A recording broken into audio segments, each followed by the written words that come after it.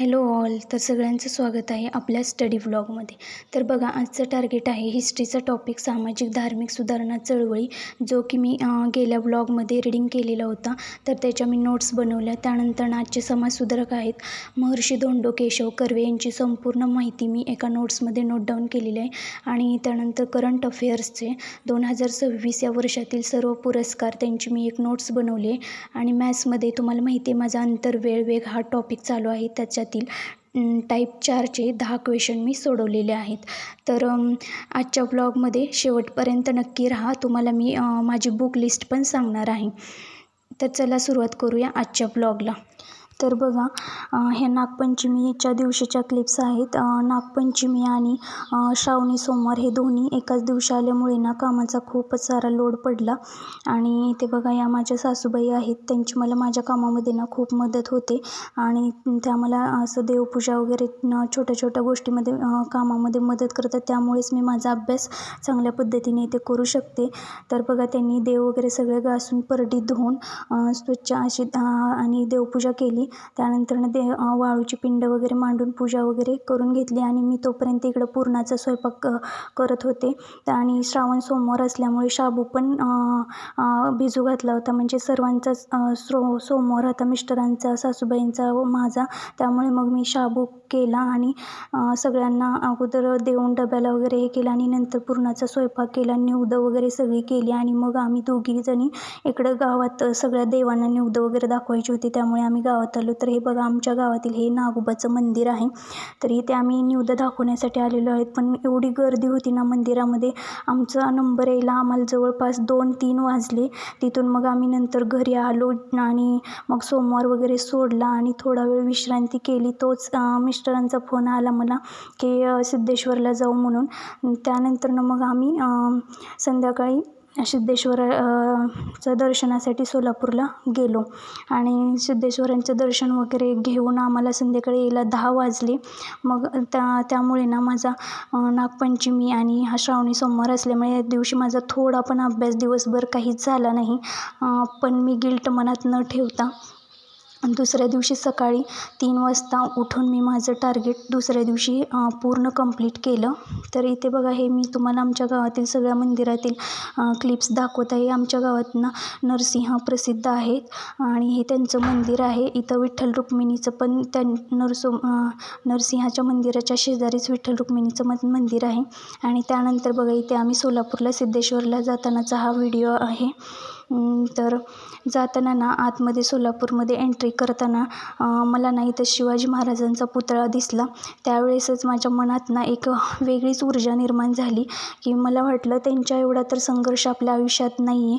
त्यांनी स्वराज्य निर्माण करण्यासाठी ज्या काही खस्ता खाल्ल्या, त्यांच्या एवढा तर संघर्ष नक्कीच आपल्या आयुष्यामध्ये नाही आहे. त्यामुळे ना मग माझ्या मनामध्ये एक नवीन ऊर्जा झाली. आणि मग मी नंतर विचार केला, जाऊ दे, आजचा दिवस गेला, काय झालं, उद्या पुन्हा नव्या जोमाने आपण अभ्यासाला सुरुवात करूया. आणि नंतर सिद्धेश्वर मंदिराकडे जाताना ना मला इथं डॉक्टर बाबासाहेब आंबेडकरांचा पण पुतळा दिसला. आणि त्यांना आठवल्यानंतर पण एक त्यांचा पण संघर्ष डोळ्यासमोर आठवल्यानंतर खूप असं मोटिवेशन झाल्यासारखं होतं. कारण त्यांनी पण शिकण्यासाठी त्यांच्या आयुष्यात खूप मोठा संघर्ष केलेला आहे. तुम्हाला सर्वांना ते माहितीच आहे.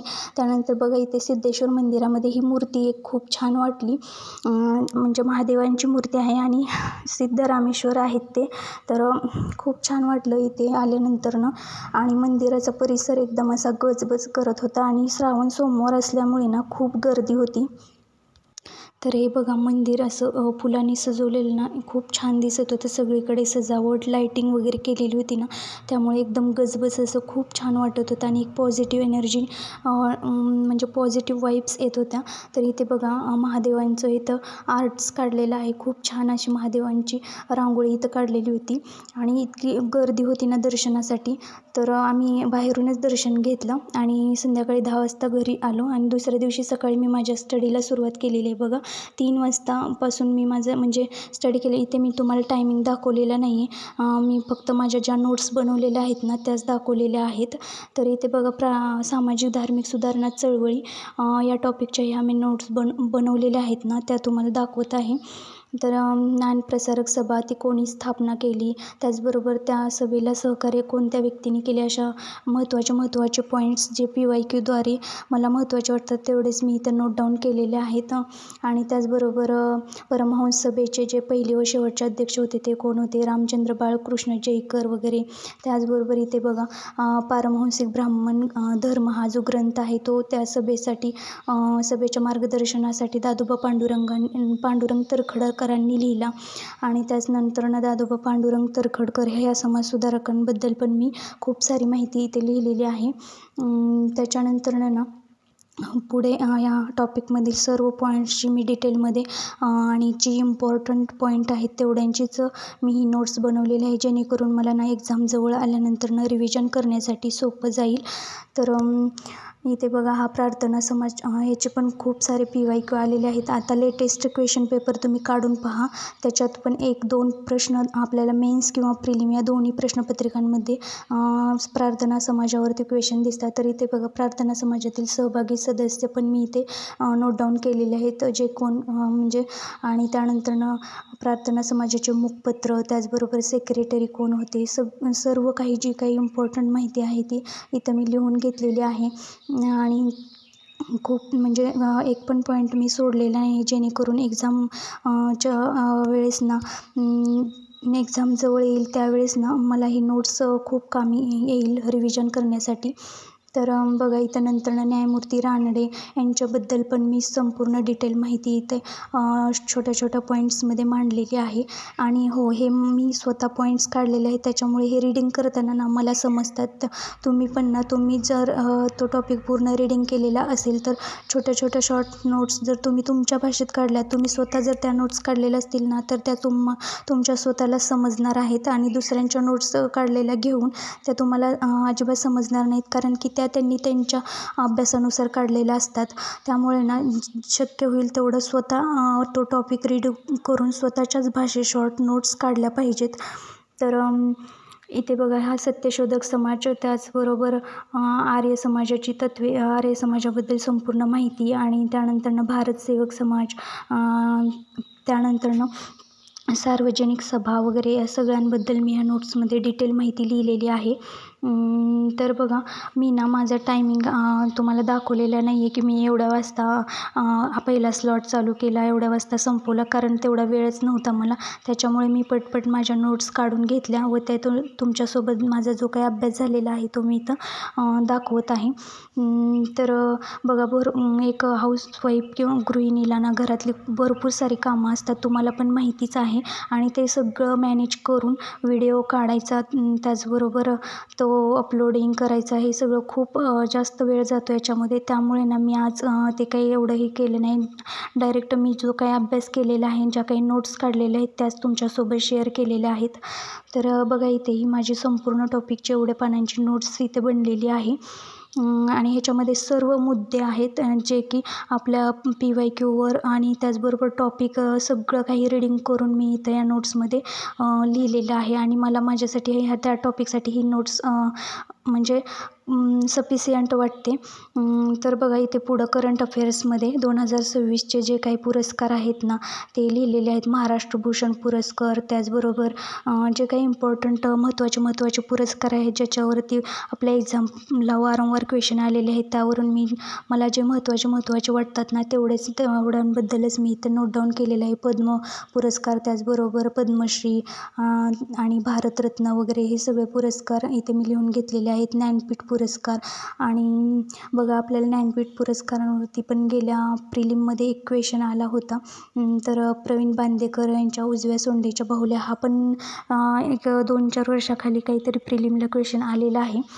आणि त्यानंतर गेल्या प्रिलिमला आपल्याला हिंदीमध्ये पार्वती तिर्की यांचे फिरसे उगना असं काहीतरी जोड्या लावामध्ये क्वेश्चन आलेला होता.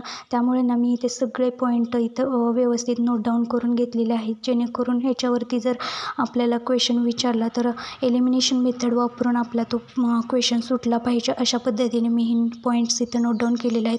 करंट अफेअर्सच्या पण नोट्स बनवताना जे महत्त्वाचे आपल्याला विचारले जातात ना पुरस्कार, त्यांच्या म्हणजे कोणत्या व्यक्तींना कुठल्या क्षेत्रामध्ये दिला, हे एवढंच नोट डाऊन करायचं. बाकीचं काहीच याच्यामध्ये फापट पसारा लिहित बसायचा नाही आहे. त्यानंतरनं बघा इथे माझं समाजसुधारक, तर आजचे समाजसुधारक होते महर्षी धोंडो केशव कर्वे. आणि ही ना मी अशी एक छोटीशी समाजसुधारकांसाठी नोट्स बनवलेले आहे, ज्यात मी रोज डेलीचे जे समाजसुधारक करणार आहे त्यांच्याबद्दल ना शॉर्ट पॉईंट्स लिहिणार आहे. तर आपण काल महर्षी विठ्ठलरामजी शिंदे बघितले आणि आता आजचे समाजसुधारक आहेत महर्षी विठ्ठल धोंडो केशव कर्वे. तर त्यांच्याबद्दलची ही नोट्स मी बनवलेली तुम्हाला दाखवत आहे. तर बघा, त्यांचा जन्म शेरवली, जिल्हा रत्नागिरी येथे झाला आणि त्यांनी पण त्यांची 6वीची परीक्षा देण्यासाठी कुंभार्ली घाटातून 125 मैल अंतर 3 तासामध्ये पार केलेलं आहे. तर बघा, त्यांनी त्यांच्या शिकण्यासाठी जर एवढं संघर्ष करू शकतात तर आपल्याला फक्त घरात बसून अभ्यासच करायचा आहे. त्यांच्या एवढं कष्ट नाही आहे आपल्याला. पण म्हणून मला ना ह्या समाजसुधारकांबद्दल वगैरे माहिती वाचल्यानंतर ना त्यांच्या आयुष्यात किती मोठा संघर्ष होता तरी पण ते डगमगले नाहीत. तर मग आपण का डगमगायचं? आपल्याला तर फक्त घरातलं काम करून अभ्यासच करायचा आहे ना. तर इथे बघा त्यांना मिळालेले सन्मान आहेत. याच्यावरती पण खूप सारे PYQ आलेले आहेत. मी एक PYQ इथे तुम्हाला दाखवत आहे. बघा, ASO 2014ला आलेला आहे. घटनांची त्यांच्या कालानुक्रमी यादी करा, असा तो प्रश्न आहे. म्हणजे त्यांनी त्यांना मिळालेली स्थापन केलेल्या संस्था आहेत त्या कोणत्या सालानुसार स्थापन केल्या ते साल, आणि त्या साल वाईज आपल्याला ते त्यांचा क्रम मांडायचा आहे. तर इथे मॅथ्सचा मी टाईप 4 सोडवलेला आहे आणि त्याच्यामध्ये 10च क्वेश्चन होते. आणि टाईप 4 हा एकाच दिशेने ट्रेन जात असताना असा आहे. म्हणजे एका मागोमाग एक ट्रेन जात असतील तर आपल्याला तिथे काय करायचं आहे, वेगांची वजाबाकी करायची आहे. आणि जर 2 ट्रेन एकमेकांच्या विरुद्ध दिशेने जात असतील तर त्या ठिकाणी आपल्याला वेगांची बेरीज करायची आहे. हाच फरक टाईप 3 आणि टाईप 4मध्ये आहे, तो आपण लक्षात ठेवायचा आहे. आणि डेली आपण मॅथ्सची प्रॅक्टिस केली ना, हळूहळू आपल्याला मॅथ्स सोपा जातो. तर इथे हे माझे असे 10 क्वेश्चन सोडवून झाले. तर इथे बघा मी माझी बुक लिस्ट सांगितलेली आहे. पॉलिटीसाठी ना रंजन कोळंबे सरांचं बुक व त्याचबरोबर तुम्ही M लक्ष्मीकांत पण करू शकता. आणि यासोबत 11वी-12वीचं स्टेट बोर्ड पण करू शकता. त्याचबरोबर इकॉनॉमिक्ससाठी रंजन कोळंबे सरांचं बुक 11वी-12वी स्टेट बोर्ड. त्यानंतर हिस्ट्रीसाठी आधुनिक भारताचा त्याचबरोबर विशेषतः महाराष्ट्राचा इतिहास असं समाधान माझ्या सरांचं एक बुक आहे ते. व महाराष्ट्राच्या इतिहासासाठी तुम्ही गाटाळ सरांचं बुक करू शकता. आणि इथे ओल्ड 11वीचं इतिहासाचं बुक पण चालेल. आणि त्याच्यानंतर मॅथ्स रिजनिंगसाठी सचिन ढवळे सरांचं बुक व संदीप अरगडे सरांचे पण बुक्स चांगले आहेत. त्या दोन्हीपैकी एक रेफर करू शकता. नंतर करंट अफेअर्ससाठी सिम्प्लिफाईडचं इयर बुक आणि जे अंक मिळतात 36, 37, 38 असे अंक ते करू शकता. त्यानंतर PYQसाठी 21,000चा प्रश्नसंच जो आप्पा हातनुरे सरांचा माझ्याकडे आहे आणि कंबाईन विश्लेषणचं बुक पण त्यांचं आहे माझ्याकडे. तर मराठी ग्रामरसाठी मी मोरा वाळंबे सरांचे 2 बुक आहेत, एक शब्दसंग्रह आणि मराठी ग्रामर असे 2 बुक्स मी रेफर करते. आणि इंग्लिश ग्रामरसाठी महेश पाटील सरांचं एरर बुक आहे माझ्याकडे. तर या सर्व बुक्समधून मी माझा स्टडी करते. आणि हो, तुम्हाला आणखीन एक मला सांगायचं आहे की आपल्याला लोक निगेटिव्ह बोलतील की तू केव्हा लागणार वगैरे, किती दिवस अभ्यास करणार. पण माझं एकच सांगणं आहे तुम्हाला की आपण अशा लोकांना उत्तर देत बसण्यापेक्षा आपल्या अभ्यासावरती जास्त फोकस करायचा. कारण आपली एनर्जी त्यांच्यावर खर्च करण्यापेक्षा आपण आपल्या अभ्यासावरती खर्च करायची. तर आजचा स्टडी व्लॉग तुम्हाला आवडला असेल तर नक्कीच आपल्या चॅनेलला सबस्क्राईब करा. पुन्हा भेटूया पुढच्या व्लॉगमध्ये. तोपर्यंत अभ्यास करत राहू, आपल्या स्वप्नांसाठी प्रयत्न करत राहा. थँक्यू.